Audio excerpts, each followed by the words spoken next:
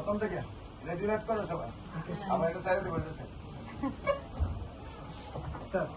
আসসালামু আলাইকুম, আমি doctor Tahmina Akter Joya, cancer specialist, Gonoshasthaya homeo.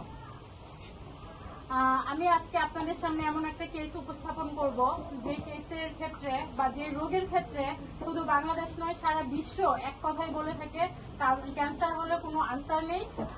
সেই রোগীটা এবং রোগীর পরিবারের প্রত্যেক স্বজন অপেক্ষা করে মৃত্যুর প্রতিটা ক্ষণের বা প্রতিটা দিনের যে কখন সে মারা যাবে, সেই হতাশায় ভুগতে থাকে, সেই টেনশনে থাকে।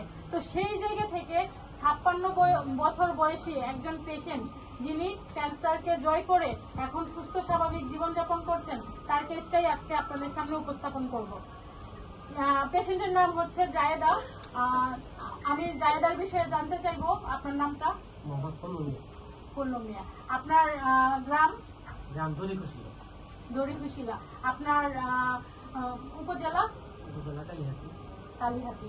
আর জেলা? টাঙ্গাইল। টাঙ্গাইল। রোগীর নাম? রোগীর নাম জায়দা। রোগীর পিতার নাম? মুজিবুর রহমান। মাতার নাম? ফতেজা বেগম। স্বামীর নাম? খুব সুন্দর। রোগী আপনার কে হয়? আমার বড় বোন। আপন বড় বোন। আচ্ছা, এই ঠিকানা গেলেই তো আপনাকে পাওয়া যাবে। আচ্ছা, এখন রোগী কি অবস্থানে আগে ছিল আমাদের এখানে ট্রিটমেন্ট করার আগে? প্রথম কি সমস্যা ছিল, এখন পর্যন্ত কি অবস্থানে আছে একটু বলেন।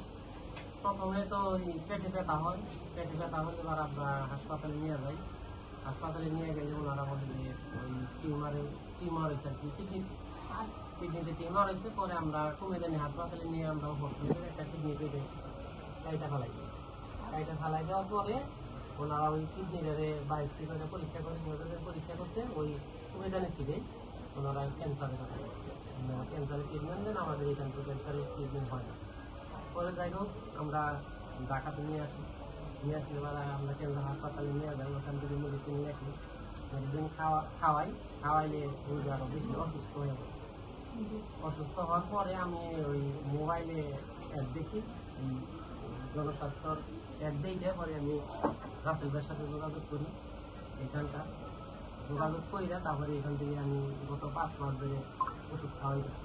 এখন রোগী কেমন আছে? এখন রোগী আল্লাহর মধ্যে খুবই ভালো, খুবই ভালো। একবার অসুস্থ হওয়ার আগে যেমন ছিল এখন ঠিক তেমন পুরোপুরি সুস্থ। পুরোপুরি সুস্থ। দেখে কেউ বুঝতে বলতেছে পুরোপুরি সুস্থ হয়েছে, আমরা তার ক্যান্সার তো দেখা যায়। হ্যাঁ, কিন্তু আপনাদের দেখে কি ওনাকে অসুস্থ মনে হয়? না, একদমই না, উনি পরিপূর্ণ সুস্থ আলহামদুলিল্লাহ।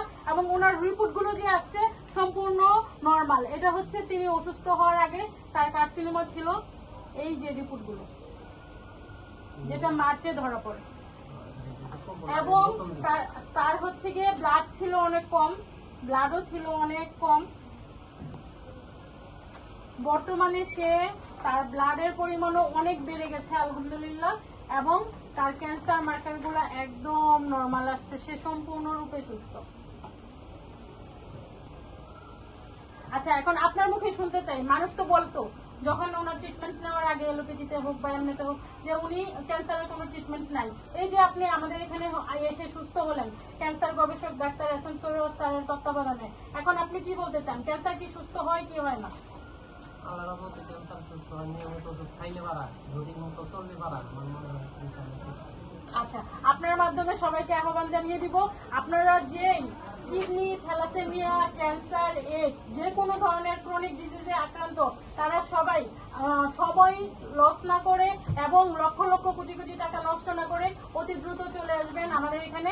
আমাদের ঠিকানা হচ্ছে বাইতুল ভিউ, বাইতুল মুকাররমের উত্তর গেট বরাবর, এবং হচ্ছে দ্বিতীয় চেম্বার হবিগঞ্জ জেনারেল হাসপাতাল, হবিগঞ্জ বাস স্ট্যান্ড।